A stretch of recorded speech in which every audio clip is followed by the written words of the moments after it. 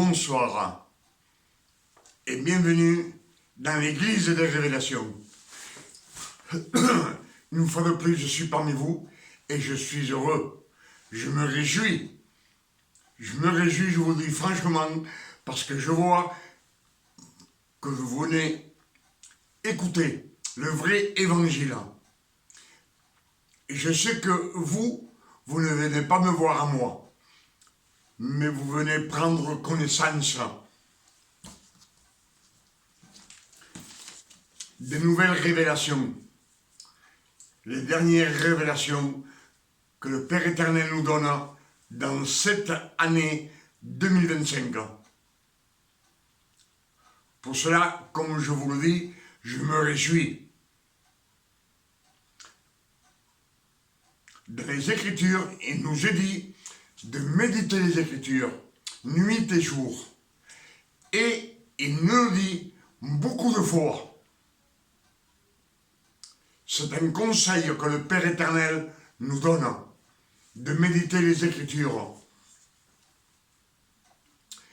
S'il nous le dit beaucoup de fois dans les Écritures, c'est parce que c'est nécessaire de s'instruire.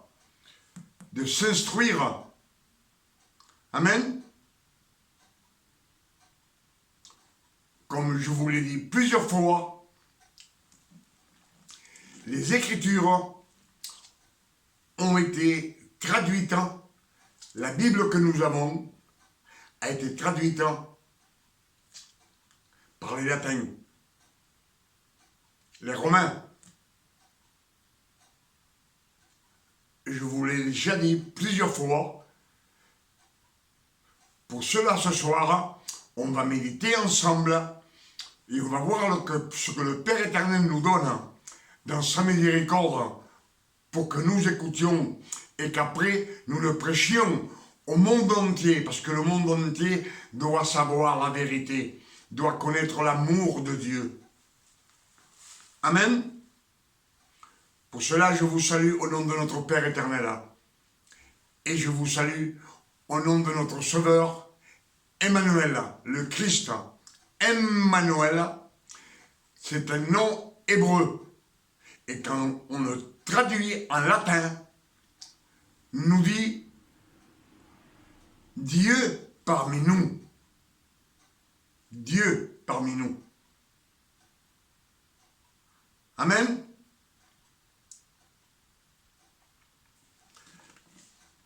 Ce que je vais vous dire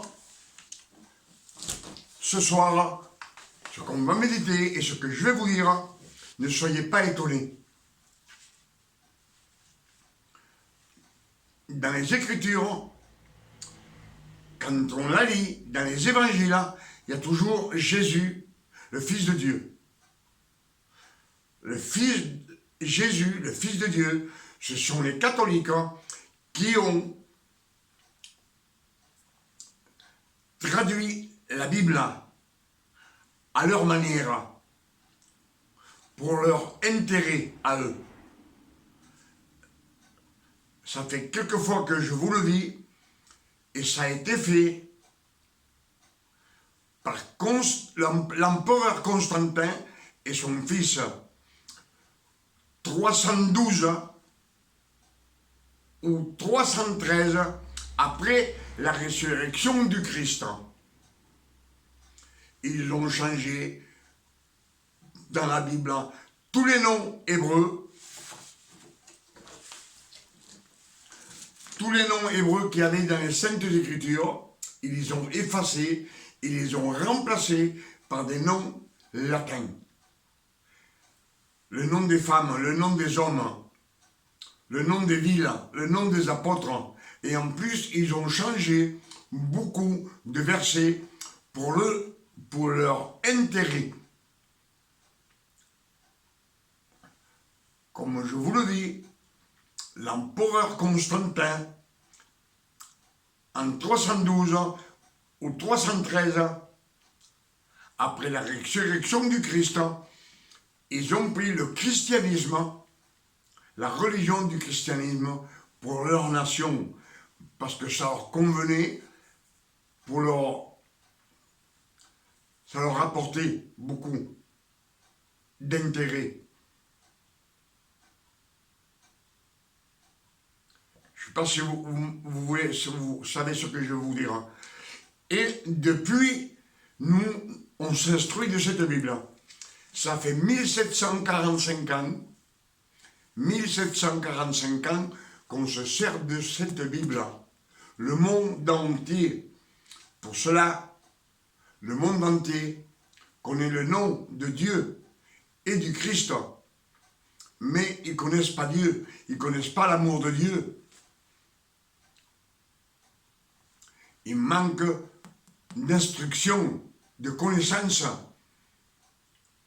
C'est pour cela que je vous dis toujours que les incrédules, ils manquent de connaissances. C'est pour cela qu'ils sont incrédules. S'ils ne croient pas en Dieu, c'est parce qu'ils sont incrédules et ils ne connaissent pas l'amour du Père éternel.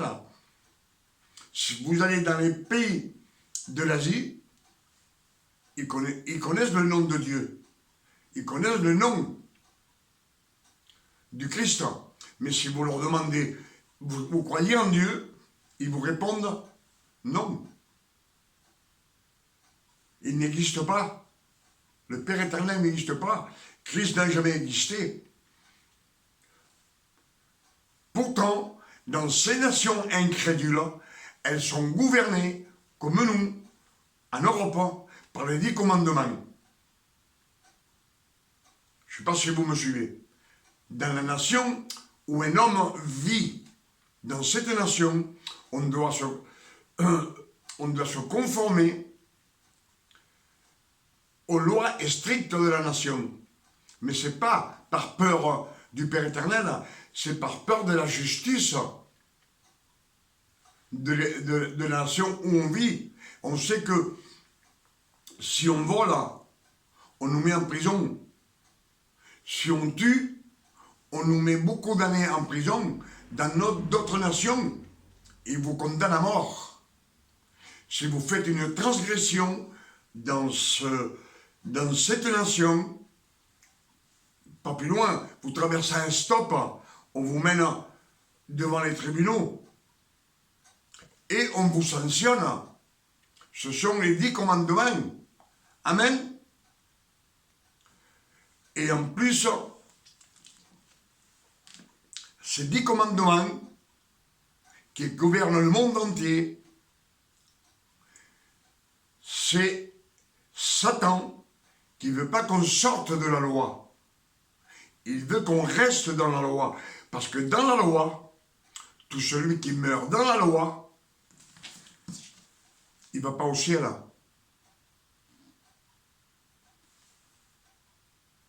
Amen.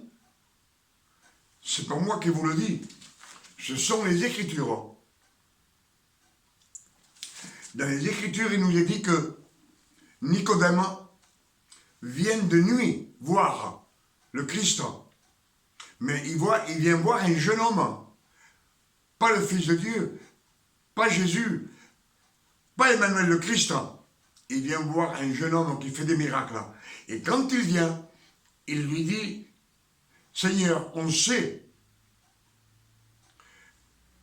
que tu es envoyé du Seigneur, parce que personne ne peut faire les miracles que tu fais. Les pharisiens savent tout, toujours ils savent tout. Et alors, qu'est-ce qui... Emmanuel le Christ lui répond, en vérité, je te le dis, si tu ne renais de nouveau, tu ne verras pas le royaume des cieux.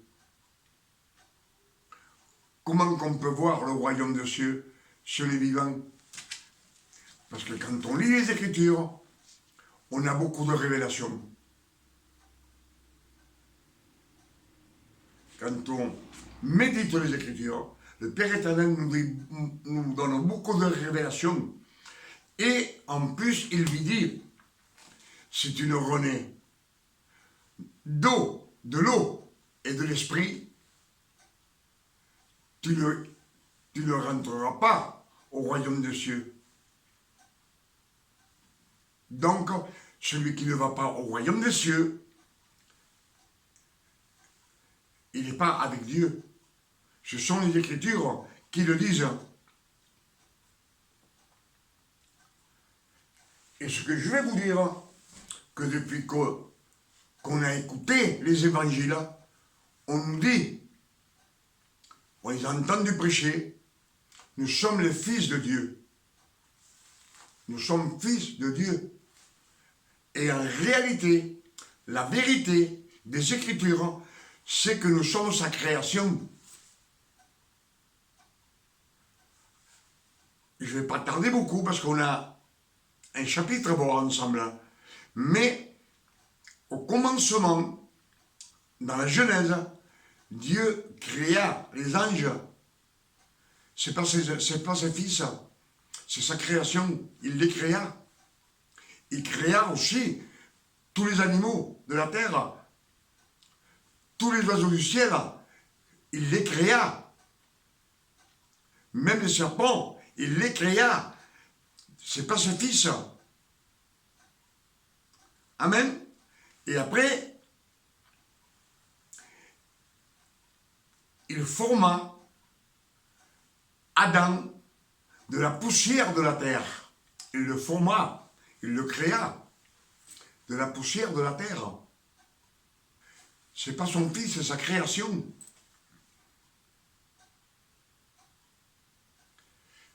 Et comme je vous le dis, après, le Père éternel, il s'est servi de beaucoup de serviteurs de ce monde.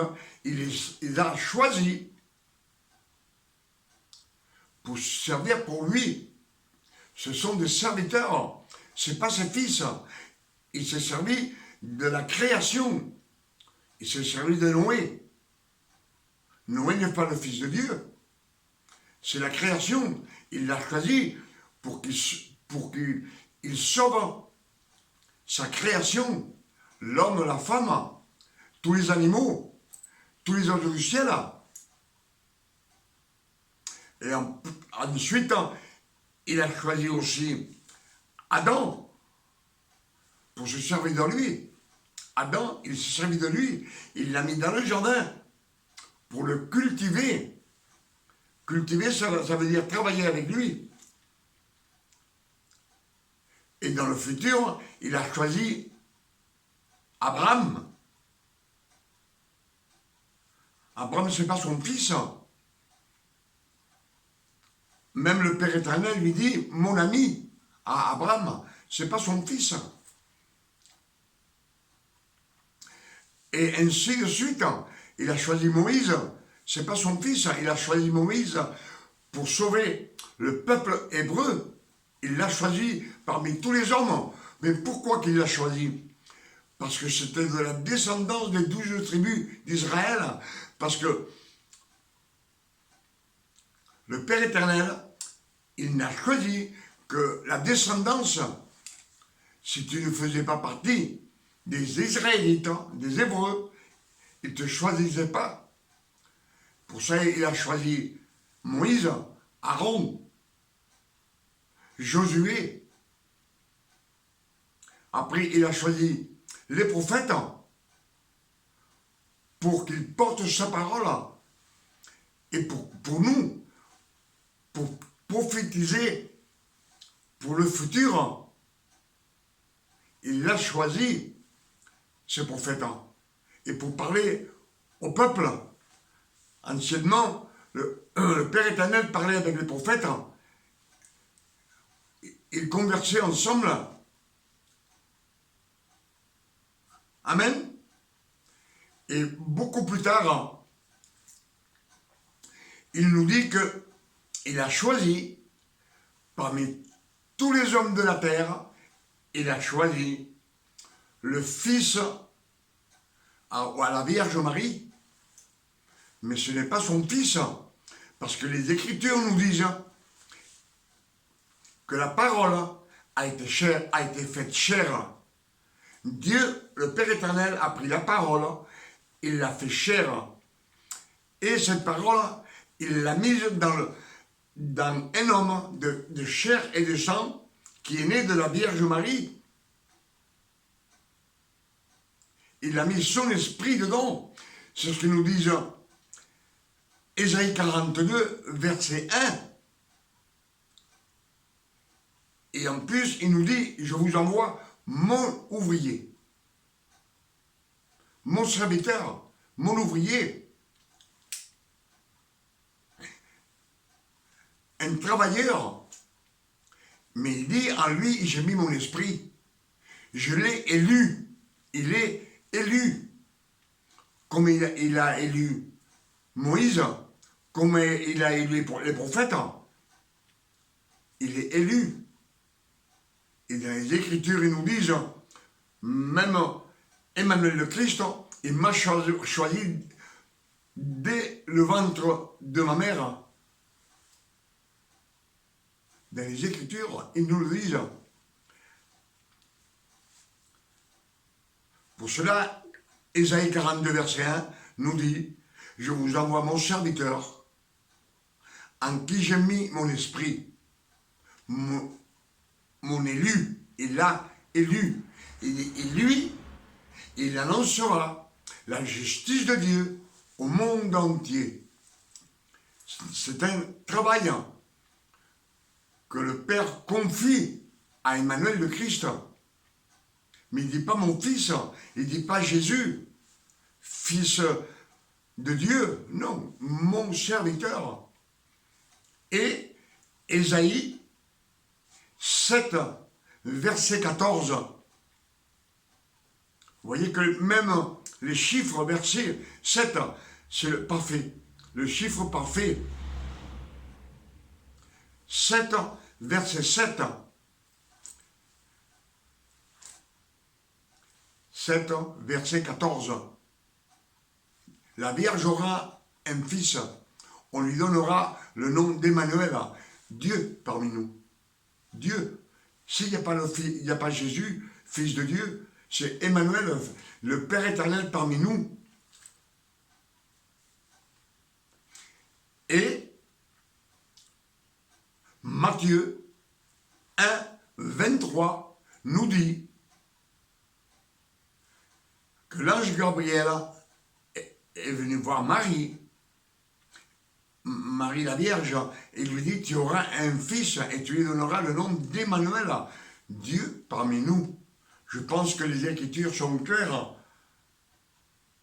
Simplement que les catholiques, on lui a donné le nom de Jésus, mais c'est le Père éternel qui est venu parmi nous. C'est lui qui est rentré dans le corps d'Emmanuel le Christ. Emmanuel, comme je vous l'ai dit, c'est un nom hébreu et il veut dire Dieu parmi nous. Le Christ veut dire élu. Le Messie veut dire quelqu'un qui a beaucoup de bénédictions sur lui. Regardez dans les Écritures et vous verrez que ce que je vous dis, c'est la vérité. Moi, je l'ai médité et j'ai vu. Alors, le Père éternel n'a jamais eu de fils. Nous sommes sa création. Et il s'est servi de sa création, lui, le Père éternel, pour sauver sa création, pour pouvoir la ramener dans la sainteté et qu'on vive avec lui éternellement dans les cieux célestes pour toute l'éternité. Je pense que les Écritures sont claires.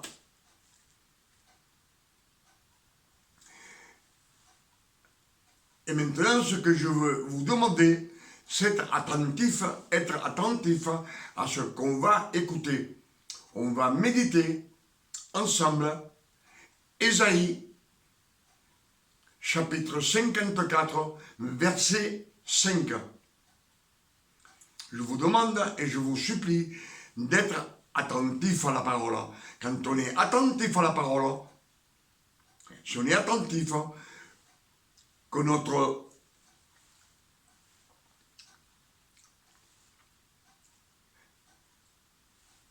il ne se trouve pas la parole, mais bon, quand on est attentif à la parole, si on ne regarde pas ailleurs, notre pensée n'est pas ailleurs, n'est pas en train de voir le voisin ou l'autre, on reçoit à 100%. Si on est distrait à la parole, on ne reçoit rien du tout. Le Père veut que vous ayez, comment vous dire, de la foi, de l'envie de connaître ce que lui, il est. Amen. Alors je vous demande d'être attentifs et on va écouter. On va écouter Ésaïe, chapitre 54, verset 5.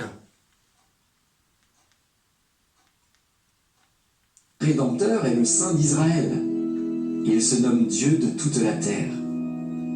Car l'Éternel te rappelle comme une femme délaissée et au cœur attristé, comme une épouse de la jeunesse qui a été répudiée, dit ton Dieu.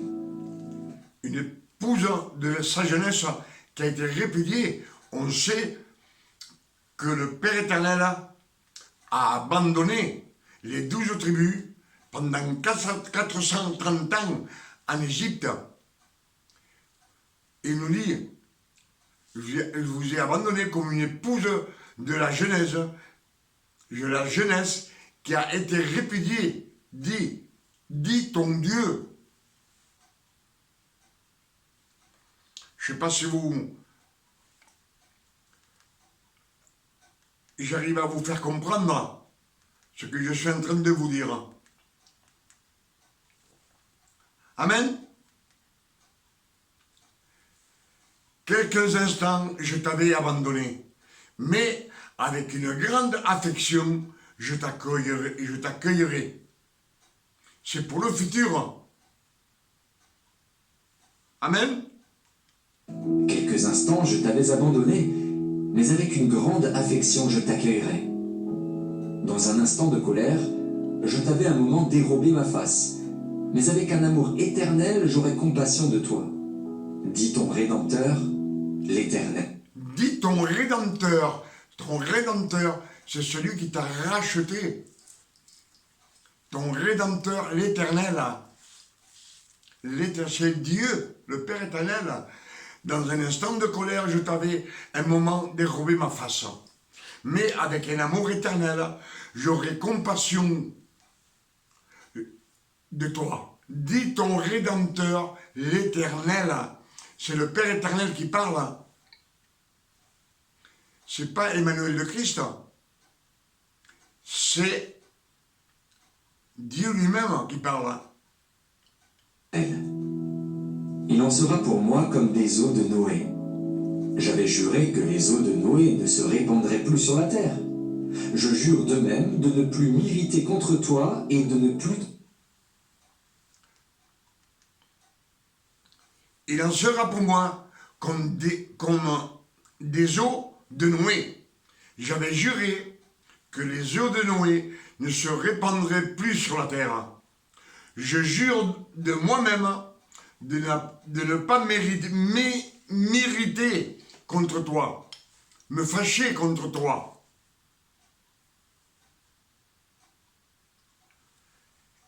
Et de ne plus te menacer. Plus te menacer. C'est dans le futur. Tout cela, c'est pour les Hébreux, pour les Israélites, pour les 12 tribus, pour personne d'autre. Amen. Je jure de ne plus m'irriter contre toi et de ne plus te menacer. Libre. Te menacer. Quand les montagnes s'éloigneraient, quand les collines chancelleraient, mon amour ne s'éloignera point de toi, et mon alliance de paix ne chancellera point, dit l'Éternel, qui a compassion de toi. Malheureuse, battue de la tempête, et que nul ne console. Voici, je garnirai tes pierres d'antimoine, et je te donnerai des fondements de saphir. Je ferai tes créneaux. Il parle d'Israël. D'Israël. Il parle d'Israël. du peuple d'Israël, de rubis, tes portes d'escarboucles et toute ton enceinte de pierres précieuses. Tous tes fils seront disciples de l'Éternel, et grandes... tous tes fils seront disciples de l'Éternel. Les fils des hommes, de la création, tous tes fils, il parle à Jacob, au patriarche des 12 tribus d'Israël. sera la postérité de tes fils. Tu seras affermi. Je garnirai tes pierres d'antimoine, et je te donnerai des fondements de saphir. Je ferai tes créneaux de rubis, tes portes d'escarboucles, et toute ton enceinte de pierres précieuses. Tous tes fils seront disciples de l'Éternel. Tous tes fils seront disciples de l'Éternel. Les fils des hommes, disciples. Un disciple, c'est celui qui veut apprendre. Un disciple, on est disciple quand on veut apprendre n'importe quoi, on est disciple d'un monsieur, du professeur, on est disciple. Mais tout cela, c'est pour arriver à être fils. On verra après. Et grande sera la postérité de tes fils. Tu seras affermi par la justice. Bannis l'inquiétude, car tu n'as rien à craindre, et la frayeur, car elle n'approchera pas de toi. Si l'on forme des complots, cela ne viendra pas de moi. Quiconque se liguera contre toi tombera sous ton pouvoir. Amen. Voici, j'ai créé l'ouvrier qui... Voici, j'ai créé l'ouvrier qui souffle le charbon au feu. J'ai créé l'ouvrier qui souffle le charbon au feu. L'ouvrier qui souffle le charbon, c'est Satan, c'est Lucifer. C'est lui qui l'a créé. C'est aussi sa création. Amen. Voici, j'ai créé l'ouvrier qui souffle le charbon au feu et qui fabrique une arme par son travail. Par son travail, il fabrique une arme. Les armes qu'il fabrique, ce sont les tentations pour les hommes de la terre, pour toute personne humaine sur la terre, pour les chrétiens comme pour les incrédules. Amen. Il nous dit bien, il fabrique une arme. Pour cela, il nous dit, mais j'ai créé aussi le destructeur pour la briser. Pour la briser, pour briser les armes que Satan fabrique contre le peuple. Mais j'ai créé aussi, il l'a créé. Amen. Celui qui l'a créé, c'est Emmanuel le Christ, de chair et de sang. C'est lui le destructeur pour la briser, pour briser.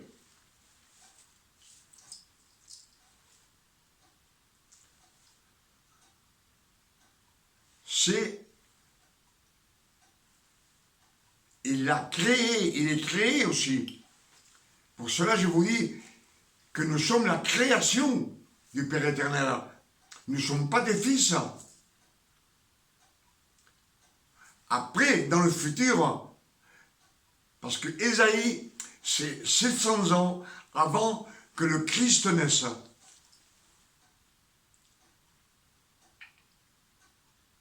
Et dans les Écritures, il nous est dit, 1000 tomberont à ton côté.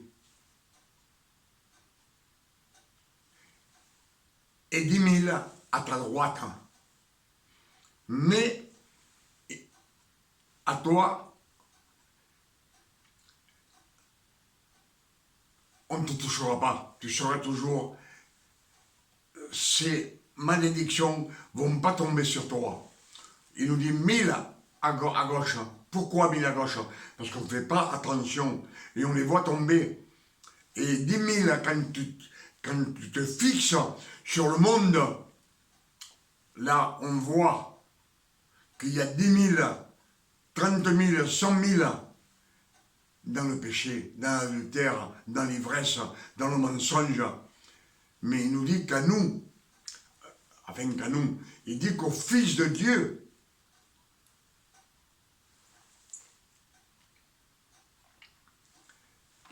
ils ne vont pas être atteints. Amen. Souffle le charbon au feu et qui fabrique une arme par son travail. Mais j'ai créé aussi le destructeur pour la briser. Toute arme forgée contre toi sera sans effet. Toute arme. Et toute langue qui s'élèvera en justice. Ce que je viens de vous dire nous dit, toute arme forgée contre toi sera sans effet. Quand il parle contre toi, c'est les tribus d'Israël, hein. C'est pas pour le reste. Hein.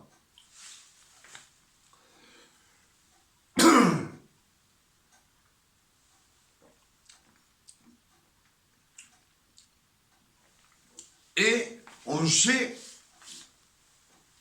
que la parole n'a pas été créée. L'Esprit Saint n'a pas été créé. C'est Dieu. C'est Dieu, trois en un. Le Père éternel, Dieu, la parole et le Saint-Esprit. Eux, ils n'ont pas été créés. Amen. Mais le reste, ils ont été créés. Créés. Même Emmanuel le Christ, il a été créé. C'est la création. Nous ne sommes pas des fils. Pourtant, il nous dit, toute arme forgée contre toi sera sans effet. Et toute langue qui s'élève en justice contre toi, tu la condamneras. Tel est l'héritage des serviteurs de l'Éternel. Les serviteurs de l'Éternel. Serviteur, ce n'est pas un fils. Ça, c'est pour le futur. Quand il parle, Isaïe, c'est 700 années avant que naisse le Christ.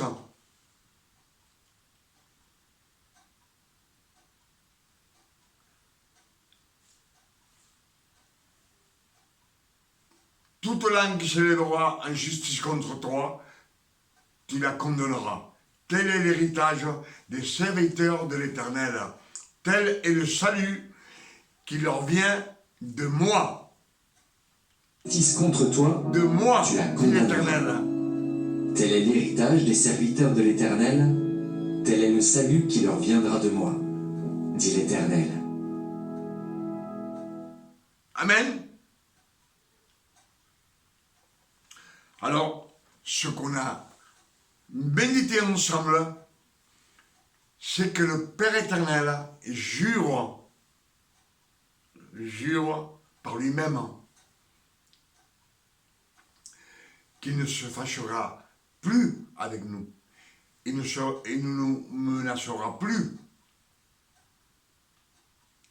Quand le Christ va naître, il va nous donner la liberté.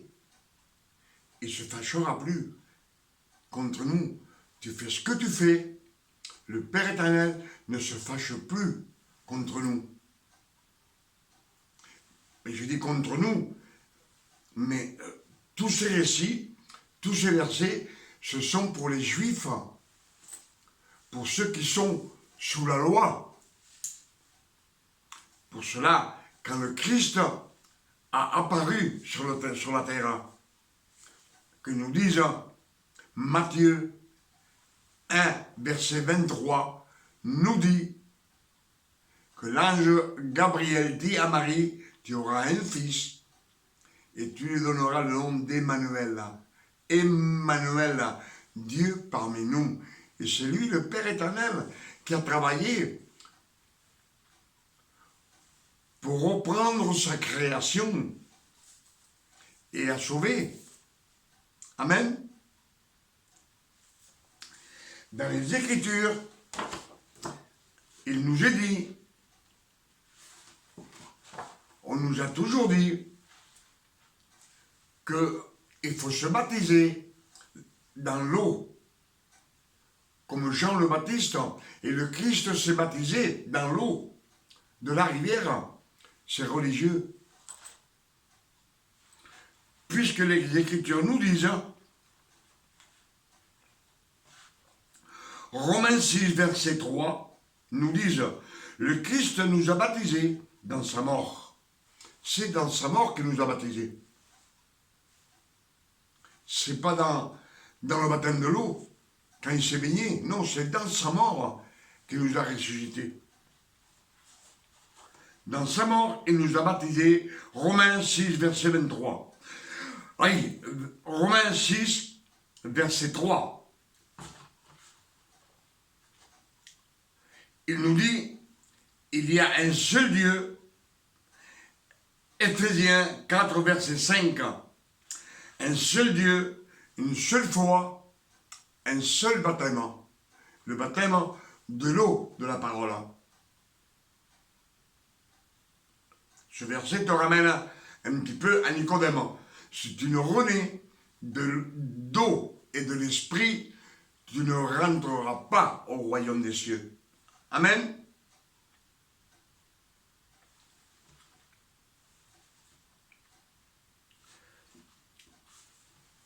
Dieu nous dit, Éphésiens 2, verset 5, Dieu nous a ressuscités quand le Père éternel a ressuscité le Christ, Emmanuel le Christ, de chair et de sang, il l'a ressuscité, il était mort.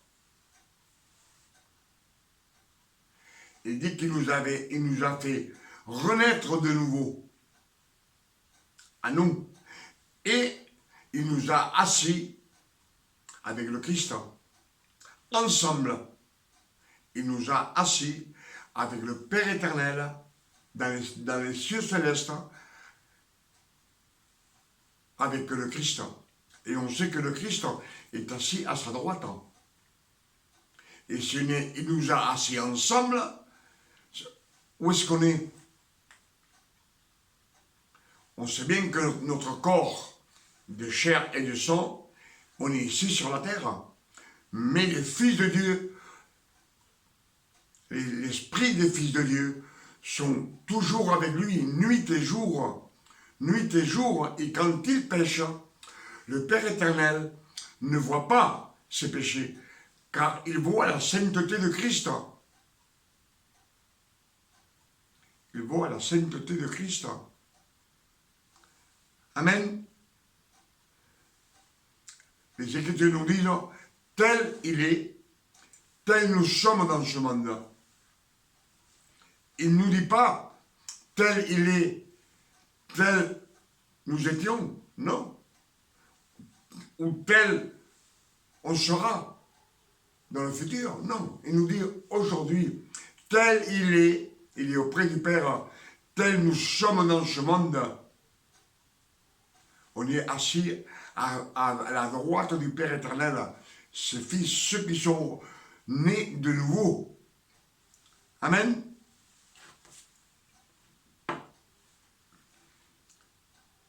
Et, comme on nous dit toujours, de faire des efforts pour gagner le royaume des dieux.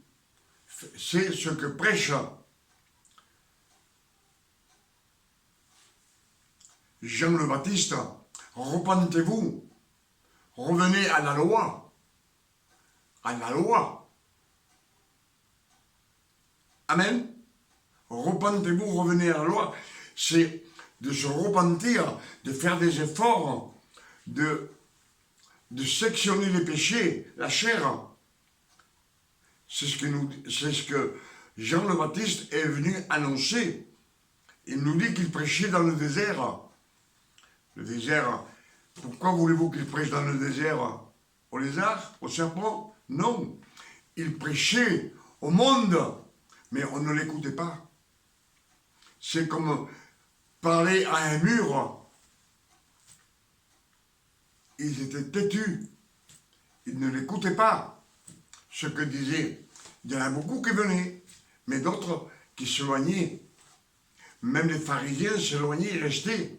Eux, ils ne venaient pas au baptême.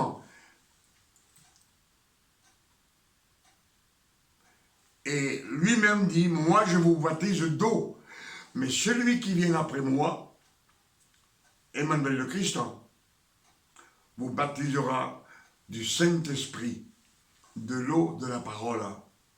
L'eau de la parole. Si tu ne renais d'eau et d'esprit, tu ne rentreras pas au royaume des cieux. C'est ce que disent les Écritures à Nicodème. Nicodème, c'est un docteur de la loi. C'est lui qui apprend au peuple, comme on dirait la crème de crème. C'est lui, le professeur. Et le Christ lui dit, si tu ne renais de l'eau et de l'esprit, tu ne rentreras pas au royaume de Dieu. Amen. Alors, ces efforts que Jean le Baptiste prêchait, il n'y a que les vaillants qui s'emparent du royaume des cieux. Les vaillants, ceux qui sont vaillants, ceux qui font des efforts. Et le Christ nous dit, dans les Écritures, nous dit Matthieu 20, verset 28, le Christ dit, je suis venu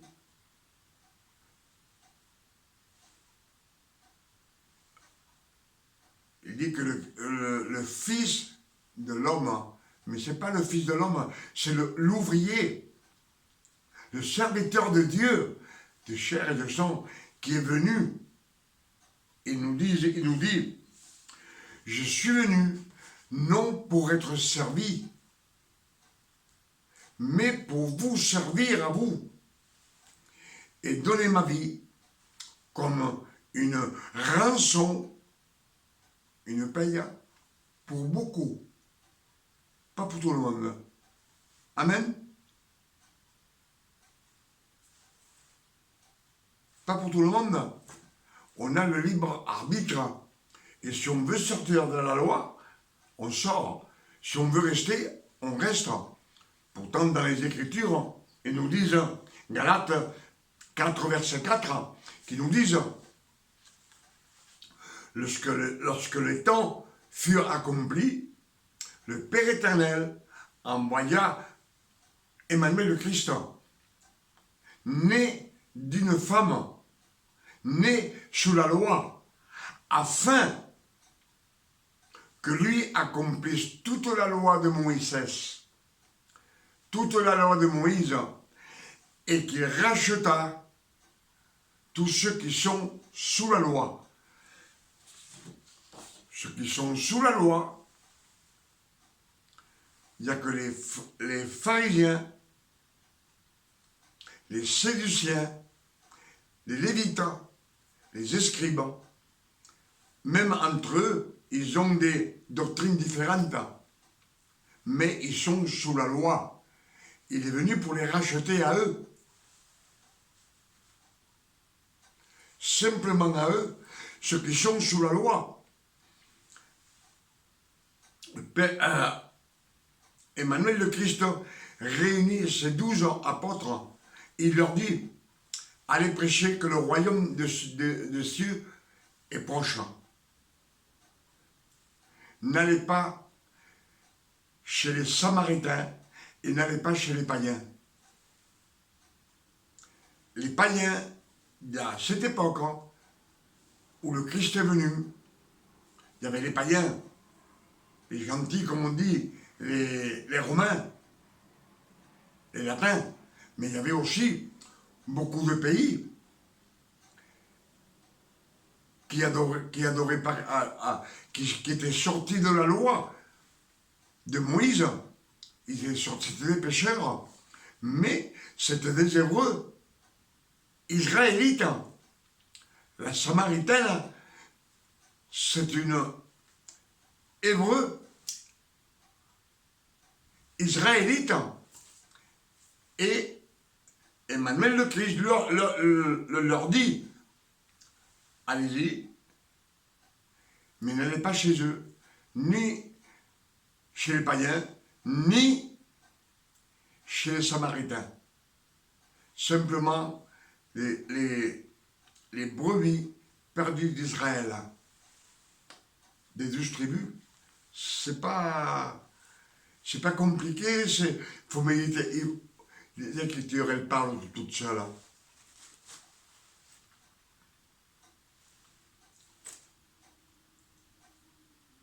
Je pense que le Père éternel, dans cette nuit de 2025 ans,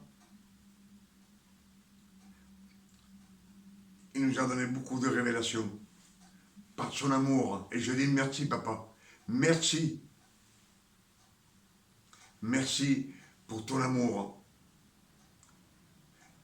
Il le donne à ses fils. Pourquoi à ses fils? C'est de l'enseignance pour que eux, les fils de Dieu, puissent le prêcher au monde entier et que le monde entier puisse être sauvé et venir au Père éternel.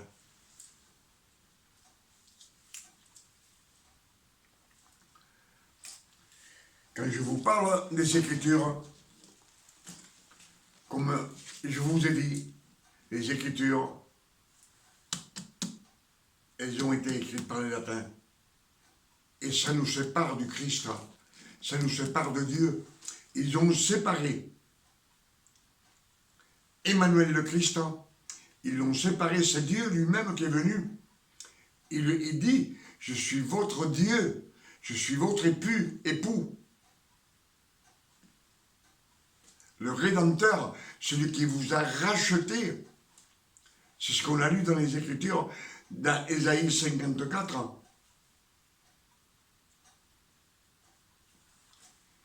Mais tout cela a été fait que pour la descendance de Jacob,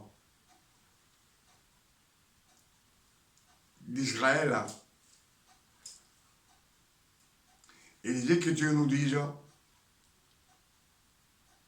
2 Corinthiens 4, verset 3, nous disent que si on lit les Écritures, et notre évangile, il est voilé, qu'il est voilé pour ceux qui périssent, pour les incrédules. Ils sont incrédules, pourquoi? Parce qu'ils n'ont jamais médité les Écritures. Ils n'ont pas connaissance des Écritures. Un incrédule, si vous le prenez avec vous, et vous l'instruisez sur les Écritures, il va arriver un temps où il va se remplir des Écritures, de l'eau de la parole. Il va être baptisé du Saint-Esprit, et après, il va avoir des révélations. Amen. Je pense que ça, vous pouvez le comprendre. Si quelqu'un illettré, il est illettré pourquoi? Parce qu'il n'a jamais été à l'école, ni au collège. Il est illettré. Mais si vous le prenez par la main et vous l'amenez à l'école et vous l'instruisez avec un professeur, vous verrez qu'au bout de 6 mois, au bout d'1 an, au bout de 2 ans, au bout de 3 ans, comme les apôtres, ils ont reçu le Saint-Esprit. Ils apprennent à lire. Et après, ils ont leur certificat d'études. Je pense qu'avec ces quelques paroles et ces versets qu'on a lus ensemble, je demande au Père éternel, premièrement, je dis merci papa, pour ces quelques révélations que tu nous donnes en cette année 2025, que son nom soit béni et glorifié et sanctifié sur la terre comme au ciel. Souvenez-vous que dans les Écritures, il nous est dit Jean 8, verset 12. Je suis la lumière du monde. Celui qui me suit ne marchera jamais dans les ténèbres, mais il aura la lumière de la vie. Alors si notre évangile est voilé, qu'on ne voit pas les Écritures, les révélations, c'est parce qu'on est incrédule. On ne connaît pas les Écritures.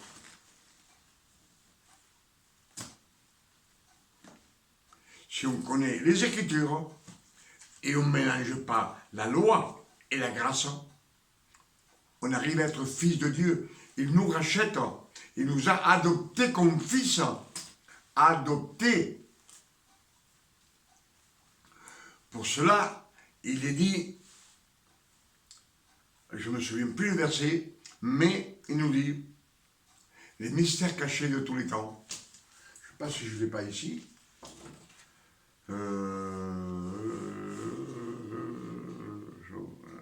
Non. Je ne l'ai pas noté ici, mais il nous dit,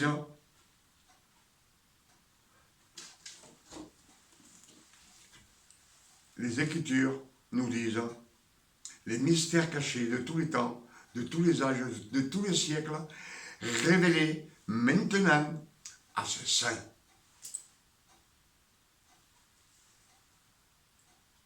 À ses saints. Et dans Galates 4, verset 4, nous dit, si vous êtes fils, il vous a racheté de la loi. Et si vous êtes racheté de la loi, vous êtes plus. Vous êtes fils. Et si vous êtes fils, vous n'êtes plus serviteur, mais vous êtes héritier. Héritier par la grâce de notre Père éternel. Héritier. Car nous avons été adoptés par la grâce de notre Seigneur Emmanuel le Christ. Mais par la grâce du Père éternel. C'est lui, le Père éternel. C'est Emmanuel le Christ. Emmanuel le Christ veut dire Dieu parmi nous. Amen. Et celui qui est assis auprès du Père de nos jours, c'est le Fils de Dieu. Il a été adopté. Et avec ce Fils, le Père éternel de nos jours, il y a des millions de fils.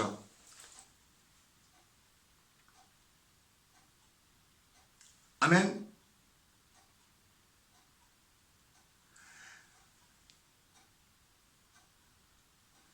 Je demande au Père éternel ce soir, au nom de notre Sauveur Emmanuel le Christ, qui nous donne une nuit de repos, de tranquillité, de paix, de santé, comme le Père éternel s'est donné à ses fils. Et je demande aussi pour vous, pour moi, pour mes enfants, pour vos familles, pour vos enfants, et pour tous mes frères et sœurs en Christ. À demain, si le Père éternel nous le permet, mais il va nous le permettre, parce qu'on est en 2025 et c'est l'année des révélations. Vous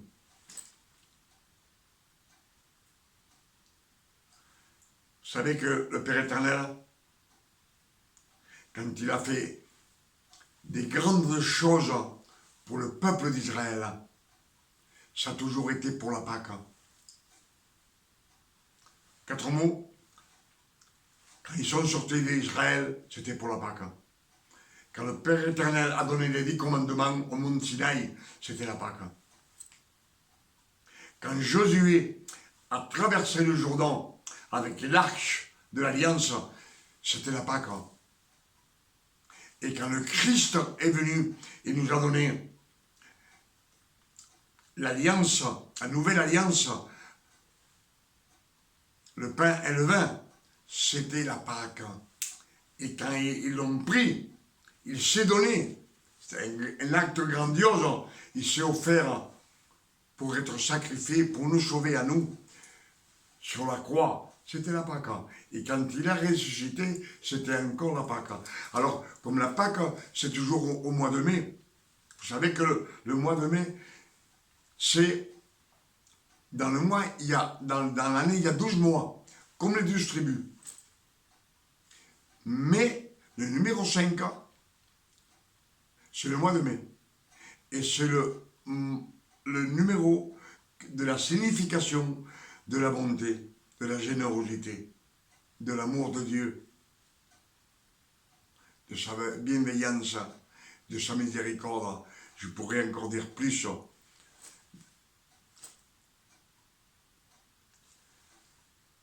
Que Dieu vous garde et vous bénisse ce soir. Amen.